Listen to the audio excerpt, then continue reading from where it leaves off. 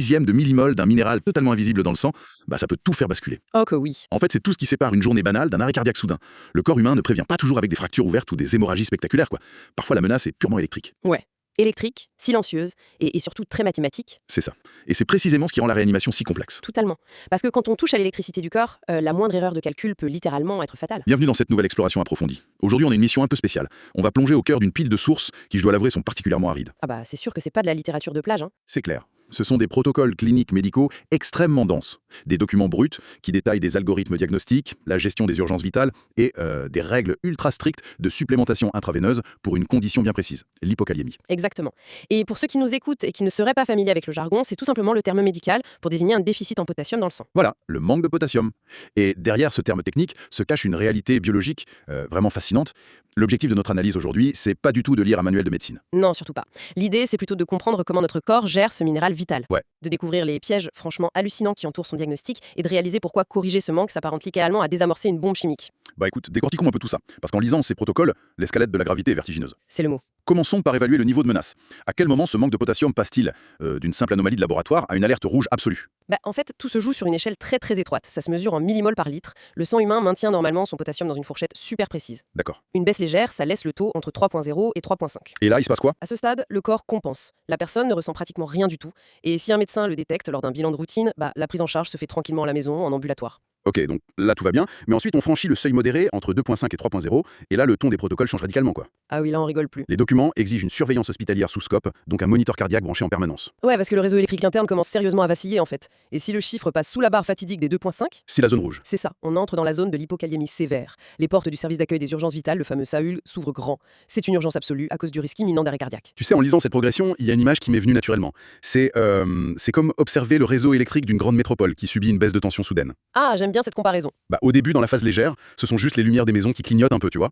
Sur le plan musculaire, le corps traduit ça par de simples crampes ou des myalgies diffuses. C'est tout à fait ça. Mais si la tension continue de chuter, des quartiers entiers s'éteignent. Et là, le péril musculaire s'installe pour de bon. Les sources décrivent carrément une paralysie ascendante. Une paralysie ascendante. Ouais, les muscles perdent leur capacité à se contracter. Et dans les cas de déplétion extrême, le protocole mentionne un truc terrible, la rhabdomyolyse. Ouch, ça a l'air grave. Ça l'est. Les cellules musculaires, privées de l'équilibre électrique nécessaire à leur survie, n'ont même plus l'énergie pour maintenir leur propre intégrité. Et du coup, Elles se désintègrent littéralement, libérant tout leur contenu toxique directement dans la circulation sanguine. c'est dingue. Et pendant que les muscles squelettiques fondent les plombs, si je file ma métaphore, le véritable danger guette le générateur principal, le cœur. Absolument. Le cœur, c'est la priorité numéro 1. Les sources détaillent une, je cite, escalade du péril, visible sur l'électrocardiogramme, le CG. Ouais, le tracé change étape par étape. D'abord, on voit une dépression du segment ST.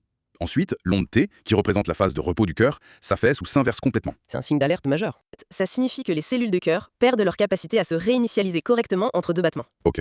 Le potassium, c'est le chef d'orchestre de cette réinitialisation électrique. Sans lui, la chorégraphie est brisée. Et le stade final de ce chaos, c'est ce que les cardiologues redoutent le plus, la fibrillation ventriculaire ou la torsade de pointe. C'est-à-dire? Le cœur ne se contracte plus pour pomper le sang, il se met à frétiller de manière complètement désorganisée. Les médecins comparent souvent ça à un sac de verre. Sans intervention immédiate, c'est l'arrêt circulatoire. Bon, la menace est terrifiante. Naturellement, on se dit que la première réaction face à une urgence pareille, ce serait de perfuser du potassium le plus vite possible. Ce qui semble logique. Sauf que, en parcourant ces protocoles, il y a un énorme panneau stop au tout début de l'algorithme. Ouais, la fameuse mise en garde. Une mise en garde ultra stricte contre ce qu'ils appellent la fausse hypokaliémie. Il faut absolument l'écarter avant d'agir. Mais comment c'est possible? Comment une simple prise de sang peut-elle afficher un faux résultat si la machine d'analyse fonctionne parfaitement? Ce qui est captivant ici, c'est de comprendre que la machine du labo, elle donne un chiffre exact. D'accord. Mais ce chiffre, il correspond à ce qui se trouve dans le tube d'essai à l'instant T, pas à ce qui circule dans les veines du patient au moment de l'analyse. Ah, La nuance est énorme. Exactement. Le piège classique décrit dans les sources, c'est l'hyperleucocytose. C'est une situation où le sang est complètement saturé de globules blancs, comme on peut le voir dans certaines leucémies par exemple. attends. Tu veux dire que les globules blancs continuent d'agir une fois à l'extérieur du corps, dans le tube? Mais complètement. Surtout si le tube de sang est laissé à température ambiante sur une paillasse pendant un moment avant d'être analysé. C'est fou ça. Les globules blancs sont des cellules vivantes avec un métabolisme très actif. Ils vont se mettre à pomper frénétiquement le potassium présent dans le plasma liquide du tube pour le faire rentrer à l'intérieur de leur propre membrane. Donc, quand le technicien analyse le plasma, Le potassium semble avoir disparu.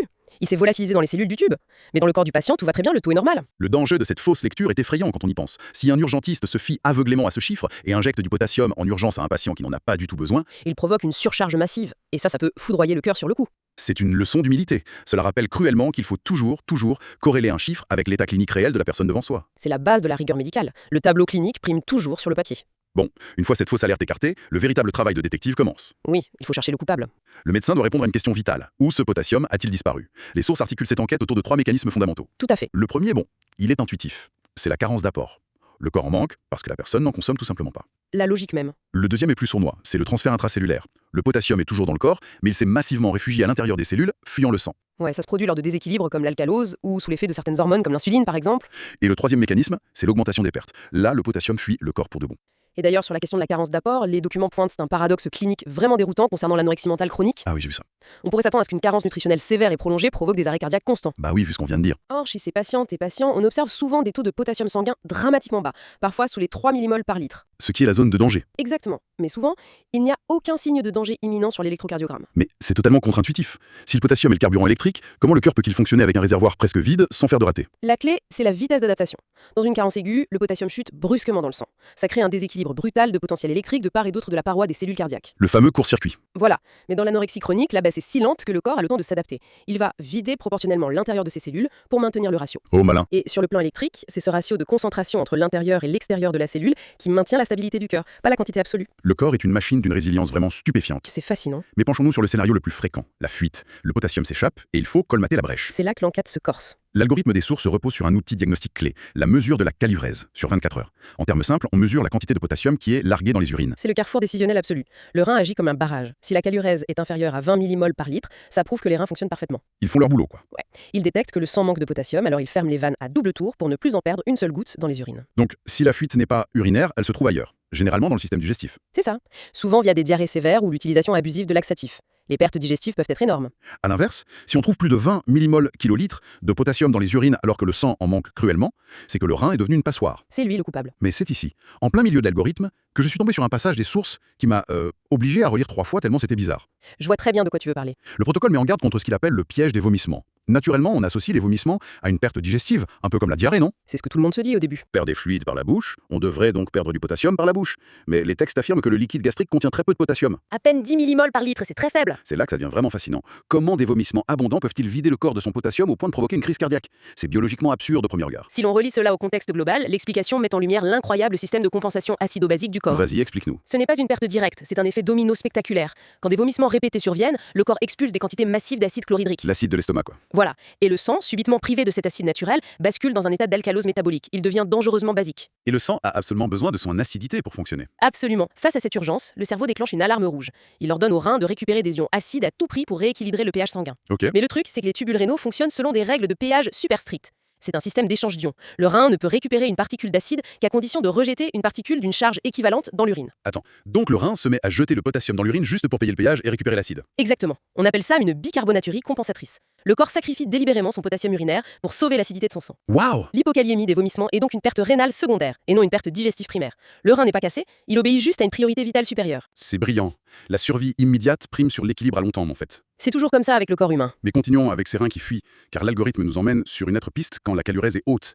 Les sources séparent ces patients en 2 catégories. Ouais, l'arbre diagnostique se divise. Il y a ceux avec une tension artérielle normale, souvent victimes de médicaments diurétiques. Très fréquent ça. Et il y a ceux avec une hypertension sévère, ce qui impose de doser des hormones comme la rénine et l'aldostérone. Et c'est là qu'on découvre un mécanisme qui ressemble plus à un film d'espionnage qu'à de la physiologie médicale. Ah, l'intoxication à la réglisse, c'est un grand classique en endocrinologie. C'est ça. C'est vraiment un cas d'école où une simple habitude alimentaire détraque l'un des systèmes de régulation les plus sophistiqués du corps humain. Tu sais, en lisant le mécanisme d'action moléculaire, l'analogie d'une boîte de nuit très sélecte m'a sauté aux yeux. Ah, ok, vas-y, raconte. Imaginons que le rein abrite un club privé ultra VIP. Ce club, c'est le récepteur minéralocorticoïde.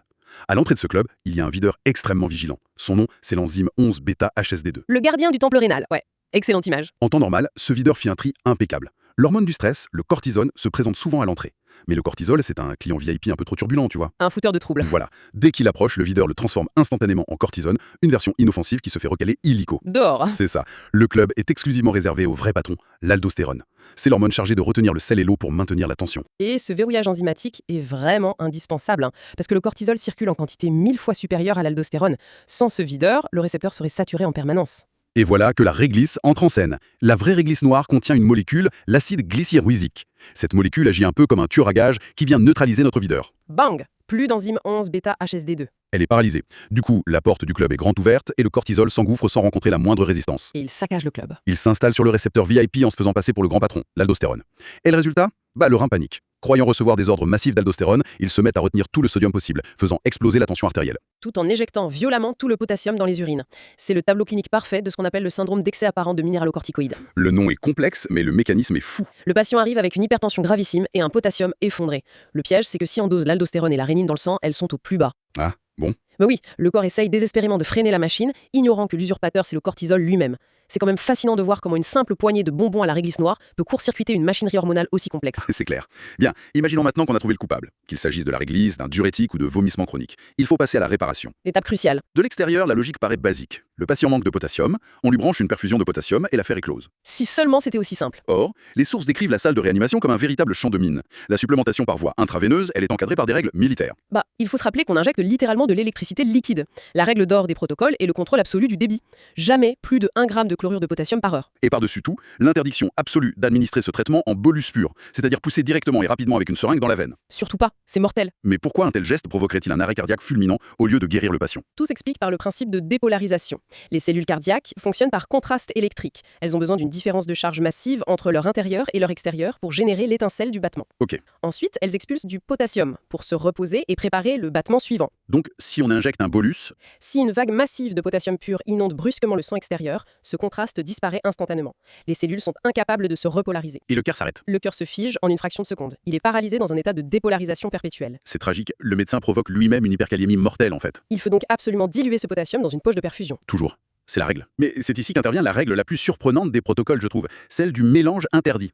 Les documents autorisent exclusivement le sérum salé, le fameux NaCl à 0,9%, comme vecteur de dilution. Le seul et l'unique. Et à l'inverse, le sérum glucosé, le G5%, qui est pourtant omniprésent à l'hôpital, est formellement banni. Interdit. Alors concrètement, qu'est-ce que ça signifie? On donne le traitement pour sauver le patient, mais si on utilise de l'eau sucrée au lieu de l'eau salée, on aggrave le problème de façon dramatique. Ouais, c'est une réaction en chaîne métabolique redoutable. Si on utilise un soluté sucré, une grande quantité de glucose pénètre soudainement dans le système veineux. Le sucre arrive en masse. Et le pancréas réagit immédiatement à cette hausse en libérant de l'insuline.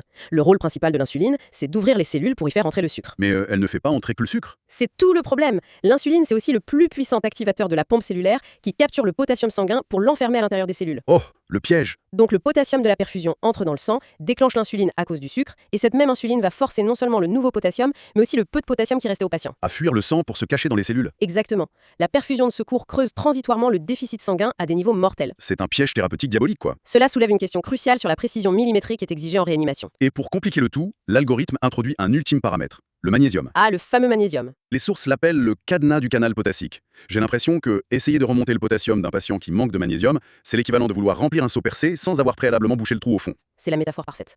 Le canal par lequel le potassium fuit hors des cellules rénales est maintenu fermé par des ions magnésium. Le cadenas. Voilà.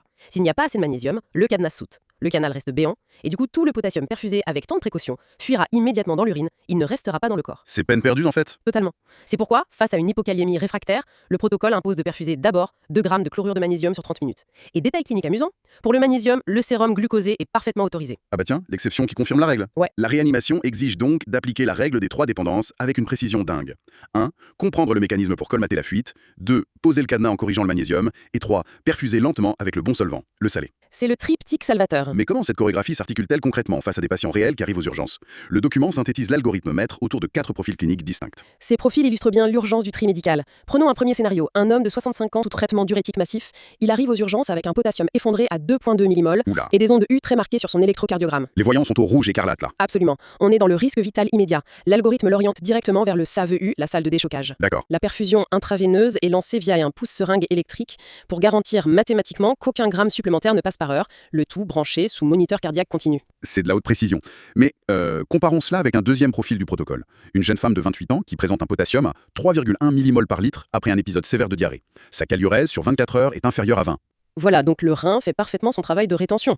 La fuite est purement digestive. Et parce que le taux est au-dessus de 3,0 et surtout sans signe cardiaque sur le CG, j'imagine que l'approche est diamétralement opposée. C'est ça. Pas de soins intensifs, pas de risque de dépolarisation foudroyante par voie intraveineuse. La priorité, c'est la réhydratation classique au sérum salé et une supplémentation orale en potassium, accompagnée de conseils diététiques. C'est fou comme la médecine ici ressemble moins à de la prescription classique et davantage à la résolution d'un puzzle mathématique strict, où chaque variable modifie la réponse. C'est tout à fait ça. L'hypokaliémie sévère ne tolère aucune approximation. D'ailleurs, il y a les cas chroniques aussi. Oui, comme ce troisième profil. Cet homme de 50 ans, avec une hypertension résistante, un potassium à 3,0 et une caliurèse massive à 45 mmol. Le rein fuit abondamment. Donc là, l'investigation hormonale s'impose. On dose l'arénine, par exemple. Et le traitement? Le traitement ne se fera pas en urgence absolue avec des seringues électriques. Ça va se faire sur le long terme, avec du Diffuca, ce sont des gélules de potassium par voie orale. 2 gélules 3 fois par jour, souvent, c'est ça? Exactement. Et souvent des médicaments comme la spironolactone pour bloquer l'action de l'aldostérone sur le rein. L'approche s'adapte vraiment à la mathématique physiologique. Le protocole ne laisse aucune place à l'intuition. Du transfert en réanimation sous scope à la simple prescription d'une gélule Péros en ambulatoire, chaque décision dépend de seuils chiffrés. C'est la beauté austère de cette discipline. On répare un circuit électrique microscopique en direct, alors que le générateur principal, le cœur, continue de battre. C'est fascinant. En refermant ces sources, franchement, il est difficile de ne pas ressentir un profond respect pour l'impressionnante chorégraphie du corps humain. Ça force l'admiration. Le maintien de cet équilibre, de ce chiffre entre 3.5 et 5.0, c'est pas qu'une question de manger une banane de temps en temps, hein. Ah non, pas du tout. C'est un système sous haute sécurité, surveillé par des reins hyper vigilants, régulé par des cascades hormonales complexes et verrouillé par des cadmets de magnésium où le moindre grain de sable peut déclencher une véritable tempête cardiaque. Et le plus beau, c'est que cette complexité silencieuse fonctionne sans relâche, seconde après seconde, tout au long de notre vie. Ça amène inévitablement à une réflexion plus large, pour ceux qui nous écoutent.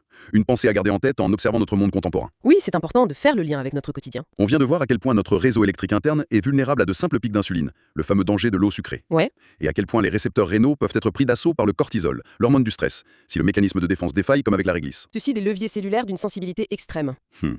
Sachant cela, on peut se poser la question de l'impact réel de nos modes de vie modernes. C'est-à-dire Entre une alimentation ultra transformée qui provoque des décharges constantes d'insuline pour gérer le sucre et un niveau de stress chronique qui sature notre organisme de cortisol, Ah, je vois où tu veux en venir. ne sommes-nous pas en train de jouer quotidiennement et en toute ignorance à tirer sur ces mêmes leviers cellulaires invisibles? Nos habitudes repoussent peut-être chaque jour les limites d'adaptation de ce fragile réseau électrique, modifiant la charge électrique de notre cœur à notre insu. C'est une excellente question.